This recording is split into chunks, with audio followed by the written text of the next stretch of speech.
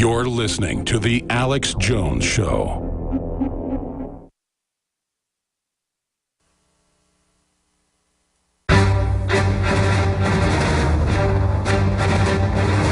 Big Brother, mainstream media, government cover-ups. You want answers? Well, so does he. He's Alex Jones on the GCN Radio Network. And now, live from Austin, Texas, Alex Jones. We're going to take a few more calls real quick for our guest. He's got to go, but we'll have him back sometime to talk about his life and all the interesting things he's done. Dr. Stephen Hatfield. I read a book about him years ago. Very interesting guy. I forget the book's title, but it was, so that's why I was thinking I'd read his book, which he hasn't published yet. He should put it out. Very interesting fellow, ddponline.org. He's on the board of it.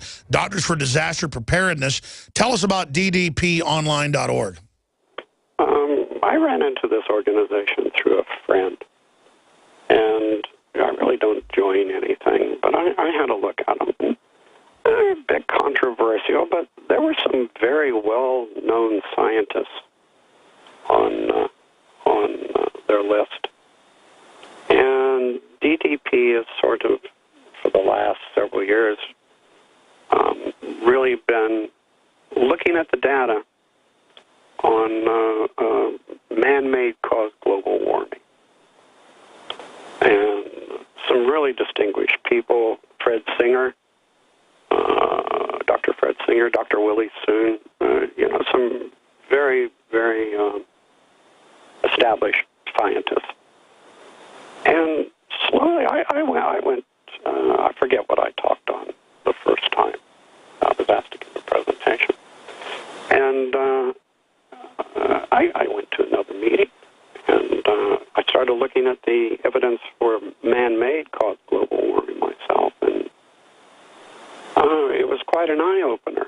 When you look at the actual scientific data and how the politics have become involved and how people just accepted that, well, yes, man-made CO2 production was a...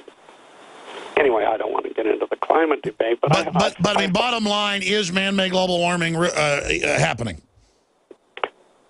Well, the guy that started the Weather Channel, a very distinguished meteorologist, says it's not due to man. Of course, it's pure. It's the sun, and if we didn't have carbon dioxide, we'd all be dead. We're having some great variabilities and unexpected things in our solar cycle with the amount of energy the sun. Yeah, it's the sun. It's the sun. Yeah. No matter what the UN says. I'm not a top virologist, but I know it's the sun. I'm not either, and I don't want to get into that, but I enjoyed the fact that scientists were challenging government statements based on the science. And I thought, wow, this is something I'd like to do. So it's a great organization. Scientists and others should get involved with it. Let's take one final call quickly. Denise in Texas. I'll get to others after he goes. Denise, real quick question for Dr. Hatfield. Yes, sir. What can I do to help? If I call the senator, what can I tell the senator to help? Well, go ahead, doctors and people say we should have more of a quarantine, right, Doc? Well, that's my opinion. There's going to be a Senate hearing, I think on the November 11th, where they're pulling in, and don't lay everything at the feet of the poor CDC director. He inherited a lot of this. There's going to be some people that are head of bureaucracies being called up to the Hill to answer questions from your elected representatives. So if you had a particular question or something you want to, by all means, how it works in this country is you contact your elected representative and tell them you have a question they would like to be asked during that hearing, and cross your fingers and see if they ask it. Well, Doc, I know this. There's clearly an attempt to shut down Ebola news and to cover it up. That's why we're watching it so closely. Thank you so much for the time. And that's Doctors for Disaster Preparedness, ddponline.org. Dr. Stephen Hatfield, thank you so much. I hope you'll come back on sometime to talk about that book you haven't published and your what you've done in your life. It's pretty interesting.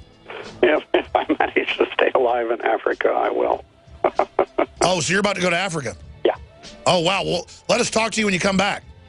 All right. We'll think about that. All right. Thank you very much. Okay, sir. Bye. There he goes. All right, we're going to come back, get to other calls. You had questions, but you can speak to Ebola. Then we'll open it back up on election news.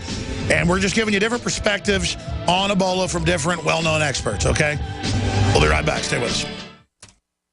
After consulting top doctors, nutritionists, pharmacists, and others, we have developed what I believe is the ultimate non-GMO organic Super Male Vitality formula. Super Male Vitality by InfoWars Life is so powerful that I only take half the recommended dose. I jump out of bed ready to fight these criminals every day. I look forward to waking up and taking my Super Male Vitality. Visit InfoWarsLife.com today to secure your Super Male Vitality and other powerful products from InfoWars Life.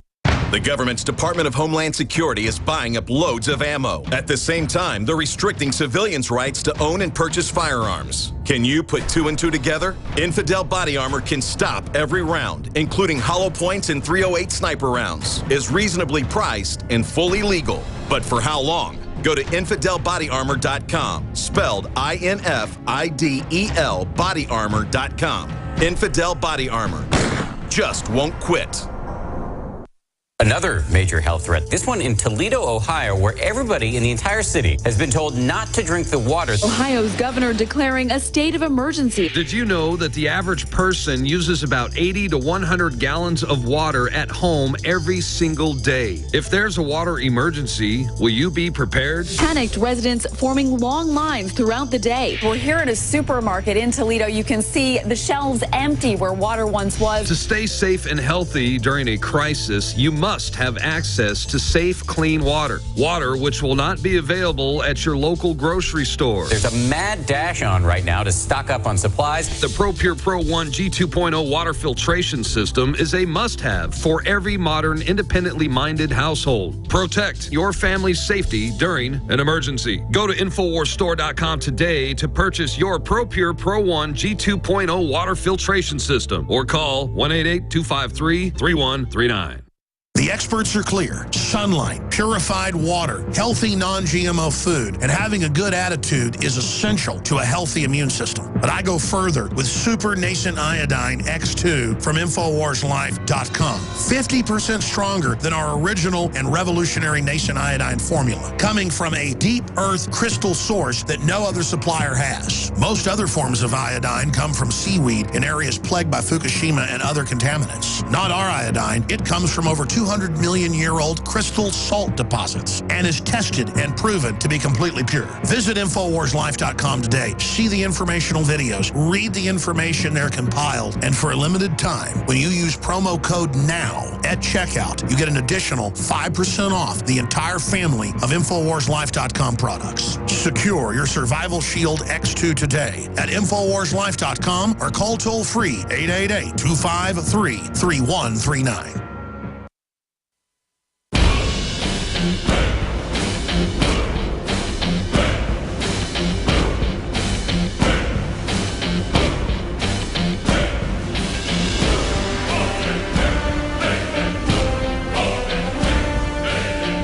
We now take you live to the Central Texas Command Center in the heart of the resistance. It's Alex Jones. Well, if you just joined us, we talked to a well-known bioweapons expert, Dr. Stephen Hatfield.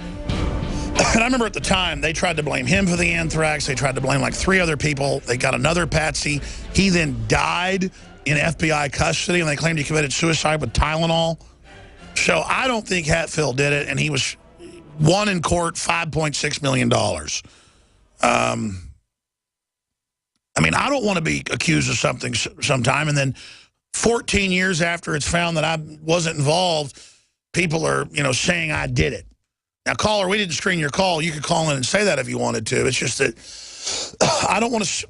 This is what I'm sick of. I get called a conspiracy theorist when I don't believe things that are known lies. Like we're not bringing in illegals and we catch them busting them in. They're the ones in a conspiracy. So it's not a theory. Or secret government testing, not a theory. They've been caught. Or our debt increasing doesn't increase our debt. That's not true. So they call me a conspiracy theorist because I call Obama a liar. On the other hand, though, you've got people out there that just make up reality as they go along.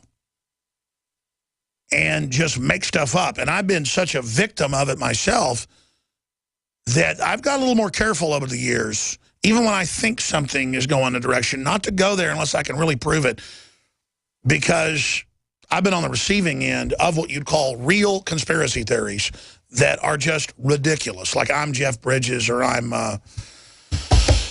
Bill Hicks, or I work for Stratford because they're in the same city I'm in of 2 million people. And then meanwhile, the Stratford emails get leaked and they hate me and are attacking me, which I already knew was going on, which I've done nothing to them. But it's just ridiculous that this type of stuff is going on, and it's frustrating because then it distracts people from the real stuff. Now I'm glad that Mark called in. I know Mark. He's been calling in for like 15, 16 years. He's a medical doctor, sent us a lot of good intel. In fact, before I hung up on him, I meant to ask Mark, have you heard up there where you're a doctor in a hospital, have you heard of people being disappeared? Because we're being told by medical doctors who will go on record and off record that's happening. That's a big deal. That's not a conspiracy theory. People are being disappeared. Whether or not they have Ebola, we don't know. And then Forbes comes out with the bombshell. It's linked in red on Infowars.com. Obama caught ordering press to cover up Ebola. And we should add Ebola-like cases. And then the Forbes writer says, yeah, I'm at the meeting, and the media is all there with the head of the CDC response saying, yeah, we cover this up when we think somebody has Ebola. Well, then next it's, oh, we cover it up when they disappear talk show host, or we cover it up that plane crash of that congressman, or we cover it up. We don't need to live in a society like that. That's what kills societies. In fact, one of my favorite philosophers, not just science fiction writers, Robert A. Heinlein. A society that gets rid of all its troublemakers goes downhill. I rarely find a Robert A. Heinlein book that I don't love. In fact, maybe that's what influenced me. A lot of stuff did. Not just the history books around the house growing up that I started reading. Starting out with, Time Life, World War II, World War I, the Wild Wild West books. My parents would never really buy me a lot of toys. But if I said, I want that Time Life book set of the Wild Wild West, adult books, but they're like encyclopedias with pictures. And I would just read that. I'd read all the World War II books, like a 20-volume set that somewhere around the office now, and read the whole World War I 10-volume set and the whole Civil War 10-volume set and the whole 10-volume occult set and the stuff I learned in that. And then I actually went out and read the original rare books on it to understand how the globalists operate. I read, no exaggeration, hundreds of those by the time I was like 12 years old. By the time I was about 6, 7 years old. And I just began to, and then I read Robert A. Heinlein books that would be political novels set in the future. And then I think back how much of those were really political commentary on what was happening at the time. And Robert A. Heinlein Starship Troopers, it's not like the movie, it's different than the movie, with their exoskeleton jumpsuits and the training and everything. That was adopted as official required reading by West Point in the 70s and still is today. So it just shows how art can influence life and how life can influence, art can influence life and life can influence art. Certainly interesting, but a society that gets rid of all its troublemakers goes downhill. Robert A. Heinlein. Let's go ahead and go to your phone calls. John in Oklahoma, you're on the air. Go ahead. Good afternoon, Alex. Hey, buddy. How you doing? Pretty good. Okay. I wish I could have gotten in on your guest, but I'm going to bounce it off of you, and possibly maybe you could keep this in the back of your mind next time you interview him or any other guest of his caliber.